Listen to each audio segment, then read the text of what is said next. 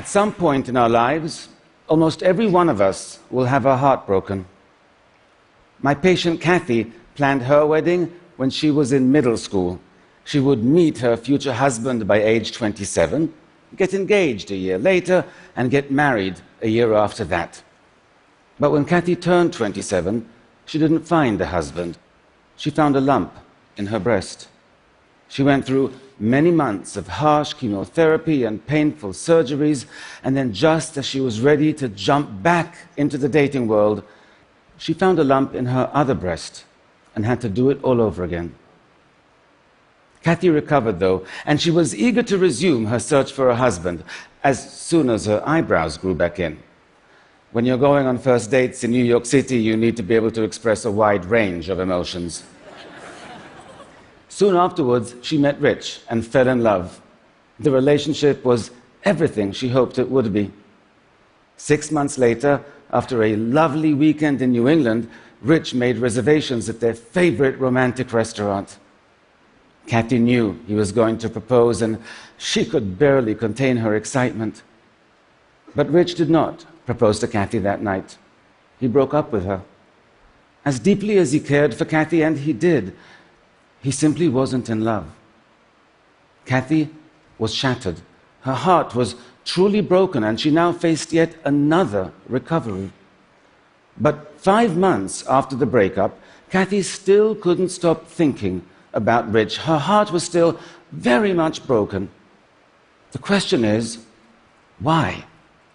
Why was this incredibly strong and determined woman unable to marshal the same emotional resources that got her through 4 years of cancer treatments? Why do so many of us flounder when we're trying to recover from heartbreak? Why do the same coping mechanisms that get us through all kinds of life challenges fail us so miserably when our heart gets broken? In over 20 years of private practice, I've seen people of every age and background face every manner of heartbreak. And what I've learned is this: when your heart is broken, the same instincts you ordinarily rely on will time and again lead you down the wrong path. You simply cannot trust what your mind is telling you. For example, we know from studies of heartbroken people that having a clear understanding of why the relationship ended is really important for our ability to move on. Yet, time and again, when we are offered a simple and honest explanation, like the one Rich offered Kathy, we reject it. Heartbreak creates such dramatic emotional pain, our mind tells us the cause must be equally dramatic.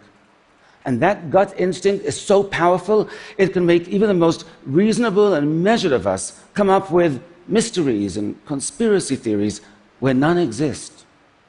Kathy became convinced something must have happened during her romantic getaway with Rich that soured him on the relationship, and she became obsessed with figuring out what that was. And so she spent countless hours going through every minute of that weekend in her mind, searching her memory for clues that were not there. Kathy's mind tricked her into initiating this wild goose chase, but what compelled her to commit to it for so many months? Heartbreak is far more insidious than we realize. There is a reason we keep going down one rabbit hole after another, even when we know it's going to make us feel worse. Brain studies have shown that the withdrawal of romantic love activates the same mechanisms in our brain that get activated when addicts are withdrawing from substances like cocaine or opioids. Kathy was going through withdrawal. And since she could not have the heroin of actually being with Rich, her unconscious mind chose the methadone of her memories with him. Her instincts told her she was trying to solve a mystery, but what she was actually doing was getting her fix. This is what makes heartbreak so difficult to heal. Addicts know they're addicted. They know when they're shooting up. But heartbroken people do not. But you do now. And if your heart is broken, you cannot ignore that. You have to recognize that as compelling as the urge is, with every trip down memory lane, every text you send, every second you spend stalking your ex on social media, you are just feeding your addiction, deepening your emotional pain, and complicating your recovery. Getting over heartbreak is not a journey. It's a fight, and your reason is your strongest weapon. There is no breakup explanation that's going to feel satisfying.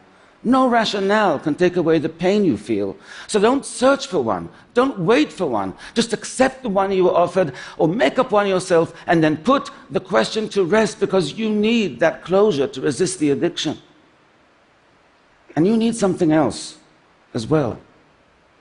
You have to be willing to let go, to accept that it's over. Otherwise, your mind will feed on your hope and set you back. Hope can be incredibly destructive when your heart is broken. Heartbreak is a master manipulator. The ease with which it gets our mind to do the absolute opposite of what we need in order to recover is remarkable. One of the most common tendencies we have when our heart is broken is to idealize the person who broke it.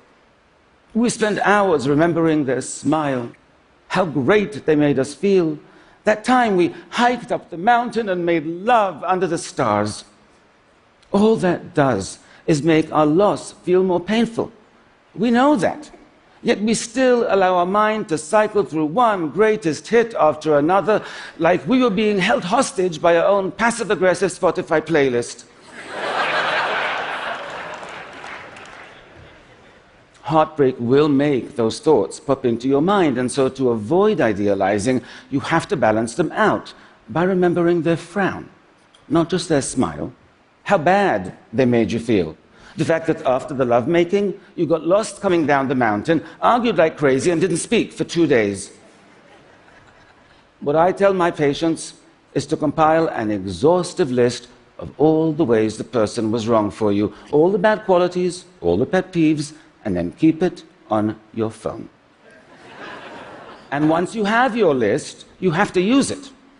When I hear even a hint of idealizing or the faintest whiff of nostalgia in a session, I go, phone please. Your mind will try to tell you they were perfect, but they were not. And neither was the relationship. And if you want to get over them, you have to remind yourself of that frequently. None of us is immune to heartbreak. My patient Miguel was a 56-year-old senior executive in a software company. 5 years after his wife died, he finally felt ready to start dating again. He soon met Sharon, and a whirlwind romance ensued. They introduced each other to their adult children after 1 month, and they moved in together after 2. When middle-aged people date, they don't mess around. It's like Love Actually meets The Fast and the Furious. Miguel was happier than he had been in years, but the night before their first anniversary, Sharon left him. She had decided to move to the West Coast to be closer to her children, and she didn't want a long-distance relationship. Miguel was totally blindsided and utterly devastated. He barely functioned at work for many, many months, and he almost lost his job as a result. Another consequence of heartbreak is that feeling alone and in pain can significantly impair our intellectual functioning, especially when performing complex tasks involving logic and reasoning. It temporarily lowers our IQ. But it wasn't just the intensity of Miguel's grief that confused his employers, it was the duration. Miguel was confused by this as well, and really quite embarrassed by it. "What's wrong with me?" he asked me in our session. "What adult spends almost a year getting over a 1-year relationship?" Actually, many do. Heartbreak shares all the hallmarks of traditional loss and grief: insomnia, intrusive thoughts, immune system dysfunction. 40% of people experience clinically measurable depression. Heartbreak is a complex psychological injury. It impacts us in a multitude of ways. For example, Sharon was both very social and very active. She had dinners at the house every week. She and Miguel went on camping trips with other couples. Although Miguel was not religious, he accompanied Sharon to church every Sunday, where he was welcomed into the congregation. Miguel didn't just lose his girlfriend. He lost his entire social life, the supportive community of Sharon's church. He lost his identity as a couple. Now, Miguel recognized the breakup had left this huge void in his life, but what he failed to recognize is that it left far more than just one. And that is crucial, not just because it explains why heartbreak can be so devastating, but because it tells us how to heal. To fix your broken heart, you have to identify these voids in your life and fill them. And I mean all of them. The voids in your identity. You have to reestablish who you are and what your life is about. The voids in your social life, the missing activities, even the empty spaces of the wall where pictures used to hang. But none of that will do any good unless you prevent the mistakes that can set you back, the unnecessary searches for explanations, idealizing your ex instead of focusing on how they were wrong for you, indulging thoughts and behaviors that still give them a starring role in this next chapter of your life when they shouldn't be an extra. Getting over heartbreak is hard, but if you refuse to be misled by your mind and you take steps to heal, you can significantly minimize your suffering. And it won't just be you who benefit from that. You'll be more present with your friends, more engaged with your family. Not to mention the billions of dollars of compromised productivity in the workplace that could be avoided. So if you know someone who's heartbroken, have compassion, because social support has been found to be important for their recovery. And have patience, because it's going to take them longer to move on than you think it should.